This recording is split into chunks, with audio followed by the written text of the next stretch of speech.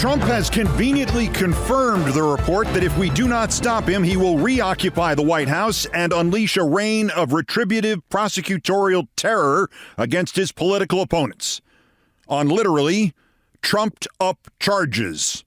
This was the Washington Post story last Sunday, and now Trump has verified it. In fact, it is worse than the Post first suggested. It is pure banana Republican, use the law to crush political opposition stuff. On Univision last night. If I happen to be president and I see somebody who's doing well and beating me very badly, I say, go down and indict them. They'd be out of business. They'd be out of the election. Trumped up charges. Blamed it on the Democrats, too, because he tried to overthrow the election, and yet a Department of Justice under a Democratic administration has had the effrontery to prosecute him for it. And even in that, he not only underscored that he is planning political revenge and perverting justice, and that he has no understanding that there are things called right and wrong, but he again showed off that his already Swiss cheese brain is rotting faster than previously understood. What they've done is, he said, they've released the genie out of the box. Nice mangled idiom, Dementia J. Let's next hear about Pandora's bottle, you fool. As to the other nightmare headline from Sunday's piece in the Post, he didn't deny, confirm, or reveal it was worse because they did not ask him about this. There are those among his cult of thugs who have plans to have him invoke the Insurrection Act on the day of his theoretical inauguration, January 20th, 2025, and apparently to leave it in place, thus enabling Trump to use the military to suppress any civilian disorder. And of course, that would allow him to declare that anything in public that he does not like is civilian disorder. And at that moment, you and I are living in a military dictatorship. Again, if you have not sent the Post article to everyone you know, do so now. As we both know, this was the plan, the Insurrection Act, in early January 2021, the plan of the would-be Attorney General Jeff Clark, who is under indictment with the rest of the Trump Georgia 19 who did not make plea deals and is an unindicted co-conspirator in Jack Smith's election subversion case. Clark has again bubbled to the surface of the cesspool that is the world of Trump. After a year of successfully delaying action in Washington to disbar him, he was ordered to a hearing on January 9th, and he has now had the gall to use that as an excuse to ask the judge in the Fani Willis case to delay his trial in Atlanta for 3 months. You don't have to be Trump to delay in hopes that the election will let all the evil indicted genies out of the box. Clark had the gall to write, "It is a sign of a world gone mad that all of this is over a confidential draft of a letter that was never even sent." What do you mean, attempted murder? What kind of charge is that? What do you mean, attempted revolution against the duly elected government of the United States? Just because we talked about this in the Oval Office, seizing the voting machines with the president? I am reminded of the Charles Chill Adams cartoon in a patent office. A meek man, literally holding his hat in his hands, is looking at the patent official who is pointing a futuristic, sci-fi ready, sleek-shaped weapon out an open window towards crowds visible on the street below. And the patent guy is speaking. Death ray? Fiddlesticks! It doesn't even slow them down. Now back on defense, two of the great moments of American political history during Watergate were enacted by two of the least famous people in American political history, a building security guard named Frank Wills and the deputy assistant to the president, Alex Butterfield. And that number of the unfamous making the famous infamous may yet grow. CNN quotes three sources who say that in February 2022, a guy, a woodworker, came into the residence at Mar-a-Lago to install crown molding in Trump's bedroom. I'm guessing it was gold in color. Quoting one of those sources, the crown molder, quote, thinks he saw things, doesn't know what they were. He eventually told investigators he thought what he saw may be a movie prop. The movie prop? An unusual-looking supply of papers in Trump's bedroom. Now Jack Smith may call the crown molding guy to testify against Trump in the stolen classified documents case in Florida. He may also call the chauffeur, who, per the CNN report, quote, was asked by investigators about powerful business people, including foreigners, who had visited the club as VIP guests.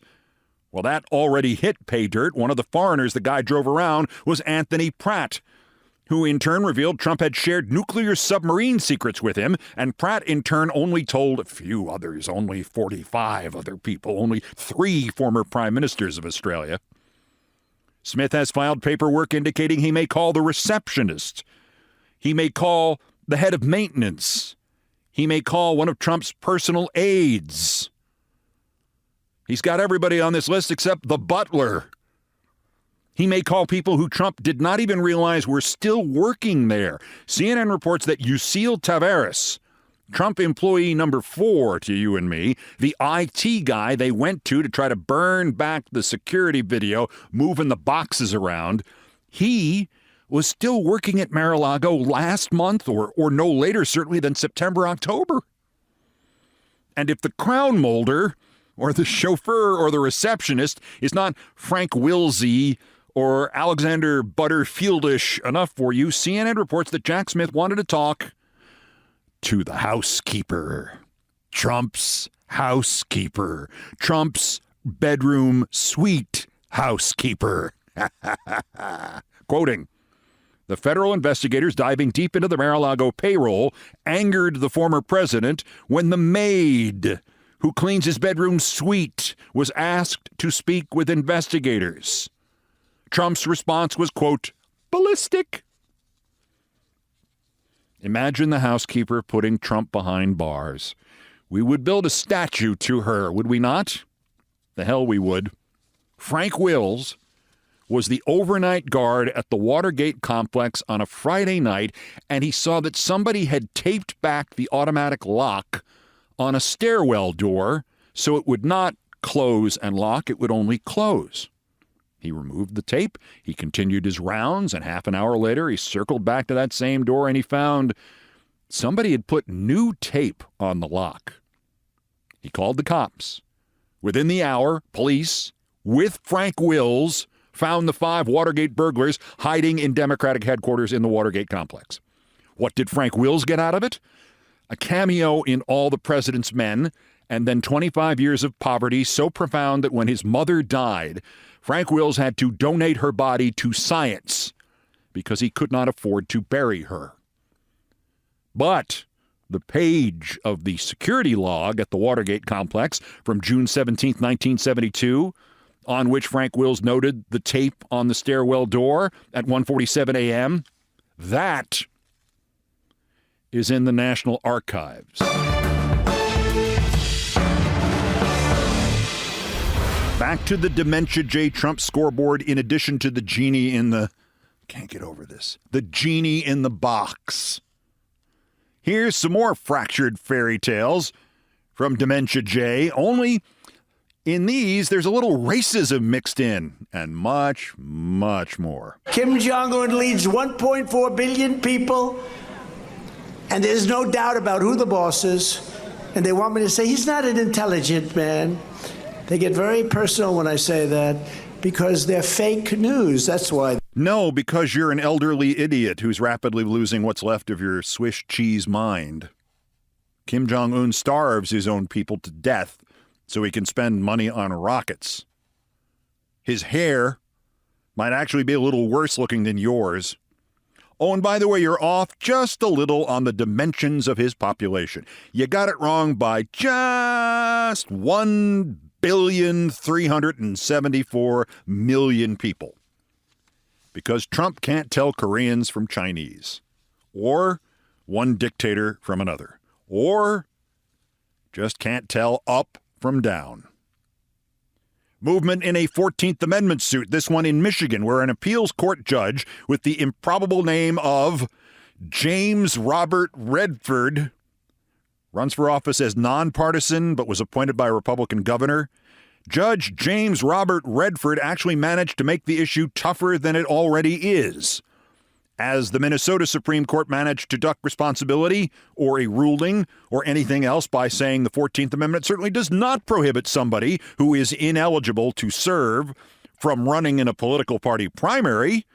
Judge James Robert Redford suggested that maybe what the 14th Amendment also can't prohibit is somebody who is ineligible to serve from being elected, that it can only prohibit somebody who's been elected to office from serving in office. The judge said, Judge James Robert Redford, that he had read earlier drafts of the 14th Amendment in which the authors made a distinction between banning running and banning serving. Give him some credit here. The judge at least read in a little. And the attorney who brought the suit against Trump's eligibility on behalf of Free Speech for People, Mark Brewer, he gets credit for that too. The judge asked him about this theory that you can run, but you can't serve. And Brewer replied, quote, "That would require what? The country to rerun an entire presidential election?" At some point, this issue dissolves and devolves utterly into the mire of how many angels can dance on the head of a pin. Even in 1868, when the 14th Amendment was ratified, the concept of rerunning an entire election for President of the United States would have been greeted with horror by the residents of the United States, and not just because of the time and the expense, which already would have been in the millions of dollars, but because if you could not disqualify from office an insurrectionist until after he was elected president, you would therefore deny the country any president until it could elect a new one to replace the one who you just disqualified. And in 1868, there was still full military occupation of much of the South. And as late as the 1877 crisis over the 1876 Hayes-Tilden election, there were still enough men in uniform with guns on the streets of Washington that many Tilden supporters were calling on him to simply call on the military to support him and shoot Hayes as Tilden took the White House by force. The authors of the 14th Amendment were not stupid enough to create a mechanism by which you barred insurrectionists from taking over the country only by making sure you maximize the instability of the country and increase the chances of a military dictatorship taking over the country. They weren't morons, and they didn't miss this little detail. They had a tougher time of it than we have had. The 14th Amendment must bar people from being on the ballot, because otherwise our predecessors from 1868 and their prescient cure was deliberately far worse than the disease. Couple more headlines. Jill Stein, the Russian proxy who helped put Trump in office in 2016, says she is again seeking the nomination for president of the Green Party. There are many countries in which the Green Party is what it says it is. Here, though, it is again willing to be an accomplice to putting into the White House the individual who, among all human beings currently occupying our dying planet, is in all probability the one who is the likeliest to take steps to hasten up the atmospheric crisis and kill all of us sooner rather than later. Because they are pretending to fight the very thing they would enable, the Greens are thus worse even than Joe Manchin, who announced yesterday he is not seeking re-election to the Senate, leading to immediate speculation that he really is going to be part of this Joe Lieberman third-party presidential run to further increase Trump's chances. Even if that doesn't happen, there are a lot of layers of this onion to peel back in the Manchin story, and onion is an apt description of him. The gist is this: oh no, now the Democrats will have to defend all the swing seats and find another seat somewhere else to maintain their majority. And the Republicans will not have to spend half the money they were willing to elect Jim Justice from West Virginia. On the other hand, that also means the Democrats don't have to spend any money defending the deplorable mansion, and they can spend that money in other states that could actually elect an actual Democrat. Gut laughs on Capitol Hill when the Daily Beast reported about that $200,000 loan and the repayment from one brother to another, only it wasn't Joe Biden and James Biden's $200,000 loan and repayment. It's James Comer and his brother who did exactly the same thing, only more often, and with recorded land swaps included. Exactly the thing Comer had described last month with this quote. Even if this was a personal loan repayment, it's still troubling that his ability to be paid back by his brother depended on the success of his family's shady financial dealings, unquote. Jamie Comer has not quite become a complete political laughingstock, but he's clearly at or near that tipping point. Wednesday, Comer tweeted a video of himself being handed a series of papers, which he signed, and he seemed to have trouble signing his own name, incidentally. He put on them the caption, "Today, Representative James Comer signed subpoenas for Hunter Biden, James Biden, Rob Walker." Yesterday, after the Daily Beast report, Congressman Jared Moskowitz matched the video virtually shot for shot, although with a smoother and easier signature, with the caption, "Today, Representative Moskowitz signed, quote, subpoenas, unquote, for James Comer. It has been reported that Comer also loaned his brother $200K. We fully expect James to comply. Just like the Trumps," unquote. A+, and yet we must leave the burn of the day to the President of the United States, talking to the UAW in Illinois after it won the auto strike. Again, my advice is you are running on your record, sir. The part of your record for which we will build you a statue someday is beating Trump. My part in this is insisting that you run on that. Your part of this, you do the hard part. You do all the rest. You do it well when you let yourself, like you did yesterday. That means good paying jobs for American auto workers. That also means, let's think about this. When my predecessor, the distinguished, anyway. We know.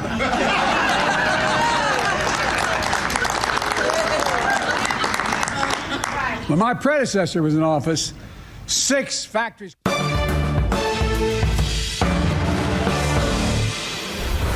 Woof. Also of interest here, good news, everyone. Republicans in Congress are whacking each other like they were all Nikki Haley and Vivek Ramaswamy. Better news, there will be another debate next month with Nikki Haley and Vivek Ramaswamy. And just in case it gets professional or substantial, they have picked as one of the moderators Megyn Kelly. That's next. This is Countdown. This is Countdown with Keith Olbermann.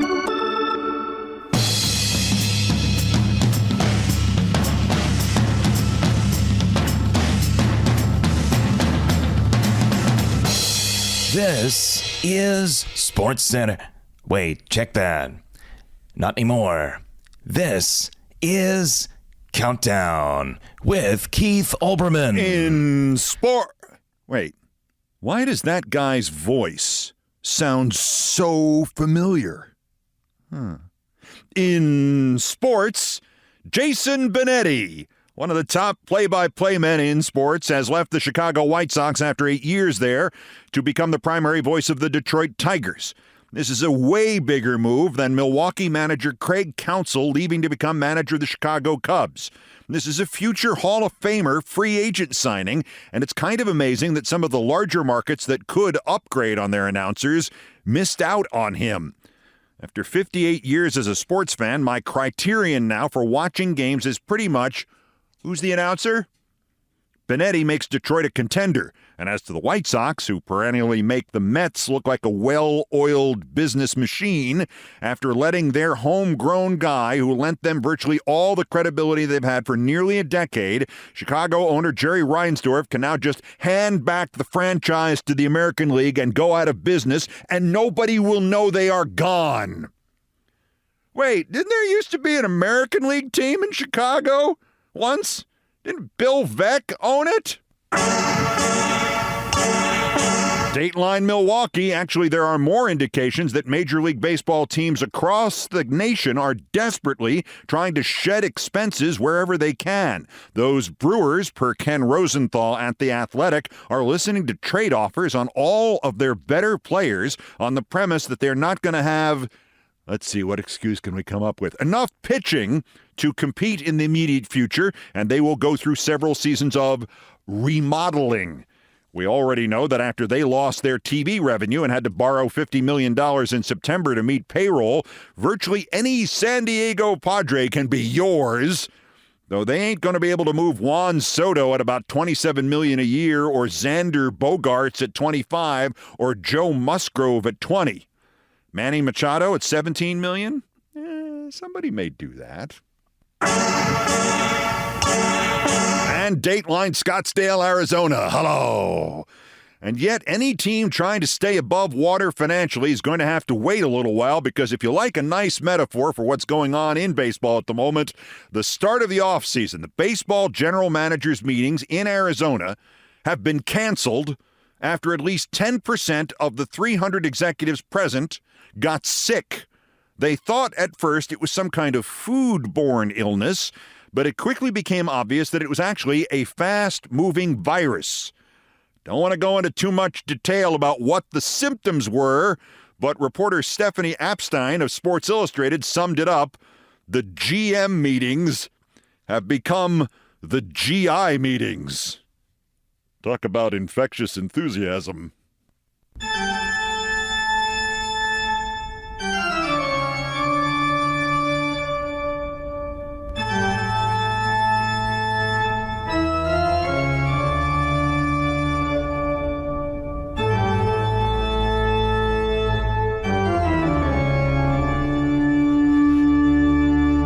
Still ahead of us on Countdown Fridays with Thurber, and we've not done fables in a while. So a roundup of Thurber's shortest stories, including the pitch-perfect The Unicorn in the Garden. Next. First time for the daily roundup of the miscreants, morons, and Dunning-Kruger effect specimens who constitute today's worst persons in the world. Worse, good old Congresswoman Nancy Mace. There is a problem with transforming your political party into a kvetch fest against the other side or the enemy or whoever, where there are only complaints and vengeance and retribution and you don't actually do anything else. The problem with that is eventually you run out of them to attack and you have to start attacking each other. That became obvious when 8 Republicans were able to garrote Speaker of the House Kevin McCarthy, but they're still working through that one. McCarthy now says that the party will not move on from that cataclysm until there are consequences for the 8 who voted him out. McCarthy said of Nancy Mace, the rather loopy South Carolina congresswoman, who opened up her remarks at a prayer breakfast in July by boasting that she had deferred morning sex so she could get to visit with the congregation on time. McCarthy said of her, quote, "If you've watched her, just her philosophy and the flip-flopping, I don't believe she wins re-election." You can watch her flip-flopping? Mace responded that McCarthy, quote, "lied all the time." This is all so discouraging. You know, it probably makes Nancy Mace not want to bother to get out of bed in the morning. Worser, another congresswoman, Claudia Tenney of upstate New York. As House Republicans careen towards another government shutdown under their 5th-string speaker, Ms. Tenney decided this was the time for her to introduce an amendment to the White House spending budget bill to reduce the salary of the presidential press secretary, Karine Jean-Pierre, to $1 a year.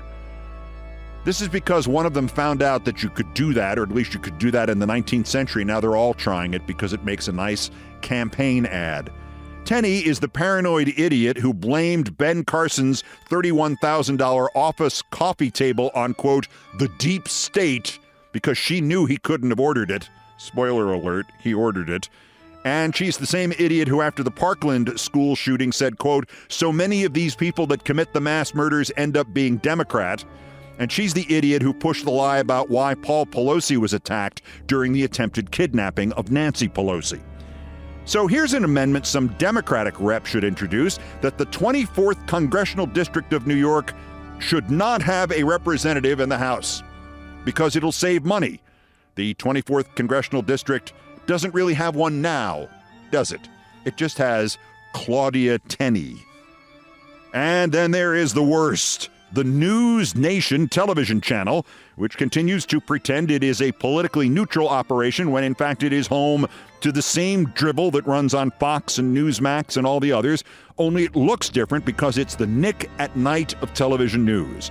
It has hired everybody fired by somebody else, but who has too little self-respect to get a real job outside television. Chris Cuomo, Dan Abrams, Elizabeth Vargas, and now Megyn Kelly. But the notoriously cranky ex-Fox and NBC failure is only going to be a temp. News Nation announced it will carry the 4th Republican debate next month from Alabama, and it will be moderated by Vargas, Eliana Johnson, and Megyn Kelly. Just in for the day. Freelance moderator. By the way, I understand there will be live wagering aspects to the 4th GOP debate. You can bet in real time on which of them finally loses it and snaps and punches Vivek Ramaswamy in the face. Early favorites are DeSantis and, ironically, Megyn Kelly. There may be a 5th Republican debate in January, and rather than televise it, since they've already gone down through News Nation already, they're just going to encourage the candidates to talk really loudly and ask would-be viewers to open their windows and listen to the debate that way. I may have made some of this story up, but it's Republicans and News Nation, so how can you tell? News Nation! What could be worse than hiring Megyn Kelly for a day? Duh! Hiring her for 2 days. 2 days! Worst person in the world!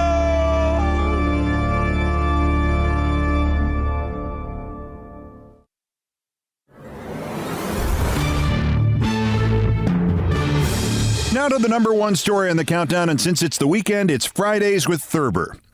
You don't see a lot of new fables anymore these days. People aren't writing as many fables as they used to. There was Aesop around 580 BC, and then James Thurber around 1939, and that's pretty much it. Fables require animals to stand in for people. They need to be short. They need to be precise. They need to end with a moral. They should be, if not laugh out loud funny, at least wry and thought-provoking. 3 years ago, it was my privilege to write the foreword to Michael J. Rosen's new volume, James Thurber Collected Fables, which includes many of the fables that had not previously been published in a book. Despite my foreword, I suspect you will enjoy that book anyway. Thurber published most of his fables and most of everything else in the New Yorker magazine. He collected 28 of them in his 1940 volume, Fables for Our Time and Famous Poems Illustrated. His further Fables for Our Time came out in 1956 and is heavily influenced by the era of McCarthyism. Many of the fables are classics, some are sleepers, all are great. Let me give you 3 of them to carry you through the weekend, starting with maybe the best. Little misogynistic, but damned fun, and certainly the best of them in terms of being known to the public. The Unicorn in the Garden by James Thurber. Once upon a sunny morning, a man who sat in a breakfast nook looked up from his scrambled eggs to see a white unicorn with a golden horn quietly cropping the roses in the garden. The man went up to the bedroom where his wife was still asleep and woke her. "There's a unicorn in the garden," he said, "eating roses." She opened one unfriendly eye and looked at him. "The unicorn is a mythical beast," she said, and turned her back on him. The man walked slowly downstairs and out into the garden. The unicorn was still there. He was now browsing among the tulips. "Here, unicorn," said the man, and he pulled up a lily and gave it to him. The unicorn ate it gravely. With a high heart, because there was a unicorn in his garden, the man went upstairs and roused his wife again. "The unicorn," he said, "ate a lily." His wife sat up in bed and looked at him coldly. "You are a booby," she said, "and I'm going to have you put in the booby hatch." The man, who had never liked the words booby and booby hatch, and who liked them even less on a shining morning when there was a unicorn in the garden, thought for a moment. "We'll see about that," he said. He walked over to the door. "He has a golden horn in the middle of his forehead," he told her. Then he went back to the garden to watch the unicorn, but the unicorn had gone away. The man sat down among the roses and went to sleep. As soon as the husband had gone out of the house, the wife got up and dressed as fast as she could. She was very excited, and there was a gloat in her eye. She telephoned the police, and she telephoned a psychiatrist. She told them to hurry to her house and bring a straitjacket. When the police and the psychiatrist arrived, they sat down in chairs and looked at her with great interest. "My husband," she said, "saw a unicorn this morning." The police looked at the psychiatrist, and the psychiatrist looked at the police. "He told me it ate a lily," she said. The psychiatrist looked at the police, and the police looked at the psychiatrist. "He told me it had a golden horn in the middle of its forehead," she said. At a solemn signal from the psychiatrist, the police leaped from their chairs and seized the wife. They had a hard time subduing her, for she put up a terrific struggle, but they finally subdued her. Just as they got her into the straitjacket, the husband came back into the house. "Did you tell your wife you saw a unicorn?" asked the police. "Of course not," said the husband. "The unicorn is a mythical beast." "That's all I wanted to know," said the psychiatrist. "Take her away. I'm sorry, sir, but your wife is as crazy as a jaybird." So they took her away, cursing and screaming, and shut her up in an institution. The husband lived happily ever after. Moral? Don't count your boobies until they are hatched. The Unicorn in the Garden by James Thurber. I promised 3. Here's the second one. It's a little less joyful and silly. The Rabbits Who Caused All the Trouble by James Thurber. Within the memory of the youngest child, there was a family of rabbits who lived near a pack of wolves. The wolves announced that they did not like the way the rabbits were living. The wolves were crazy about the way they themselves were living because it was the only way to live. One night, several wolves were killed in an earthquake, and this was blamed on the rabbits, for it is well known that rabbits pound on the ground with their hind legs and cause earthquakes. On another night, one of the wolves was killed by a bolt of lightning, and this was also blamed on the rabbits, for it is well known that lettuce eaters cause lightning. The wolves threatened to civilize the rabbits if they didn't behave, and the rabbits decided to run away to a desert island. But the other animals, who lived at a great distance, shamed them, saying, "You must stay where you are and be brave. This is no world for escapists. If the wolves attack you, we will come to your aid, in all probability." So the rabbits continued to live near the wolves, and one day there was a terrible flood which drowned a great many wolves. This was blamed on the rabbits, for it is well known that carrot nibblers with long ears caused floods. The wolves descended upon the rabbits for their own good and imprisoned them in a dark cave for their own protection. When nothing was heard about the rabbits for some weeks, the other animals demanded to know what had happened to them. The wolves replied that the rabbits had been eaten, and since they had been eaten, the affair was a purely internal matter. But the other animals warned that they might possibly unite against the wolves unless some reason was given for the destruction of the rabbits. So the wolves gave them one. "They were trying to escape," said the wolves. "And as you know, this is no world for escapists." Moral? Run. Don't walk to the nearest desert island. The Rabbits Who Caused All the Trouble by James Thurber. And one last one, and I've mentioned this before in other settings, but I'll mention it again. I have a tattoo that pertains to this particular one, and I have an ex-girlfriend running around who has the moral to this one on her shoulders. I wonder how she ever explained that. The Moth and the Star by James Thurber. A young and impressionable moth once set his heart on a certain star. He told his mother about this, and she counseled him to set his heart on a bridge lamp instead. Stars aren't the thing to hang around, she said. Lamps are the thing to hang around. You get somewhere that way, said the moth's father. You don't get anywhere chasing stars. But the moth would not heed the words of either parent. Every evening at dusk when the star came out, he would start flying toward it, and every morning at dawn he would crawl back home, worn out with his vain endeavor. One day his father said to him, You haven't burned a wing in months, boy, and it looks to me as if you're never going to. All your brothers have been badly burned, flying around street lamps, and all your sisters have been terribly singed, flying around house lamps. Come on now, get out of here and get yourself scorched, big strapping moth like you without a mark on him. The moth left his father's house, but he would not fly around street lamps, and he would not fly around house lamps. He went right on trying to reach the star, which was 4 1/3 light years, or 25 trillion miles away. The moth thought it was just caught in the top of the branches of an elm over there. He never did reach the star, but he went right on trying night after night. When he was a very, very old moth, he began to think that he really had reached the star, and he went around saying so. This gave him a deep and lasting pleasure, and he lived to a great old age. His parents and his brothers and his sisters had all been burned to death when they were quite young.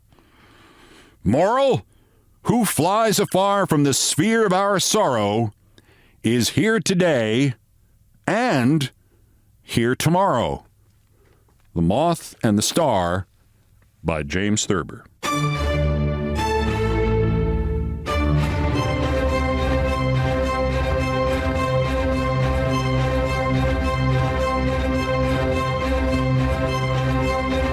I've done all the damage I can do here. Thank you for listening. Countdown has come to you from the Vin Scully Studios at the Olbermann Broadcasting Empire in New York.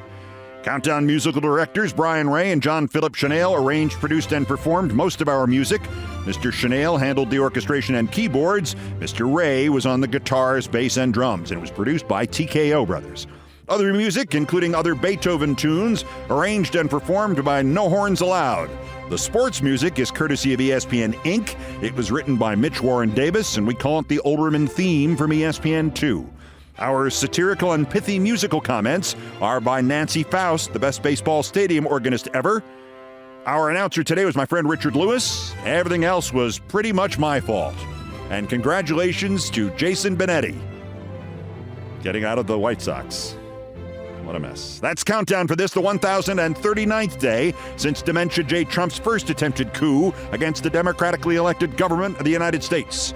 Convict him now while we still can.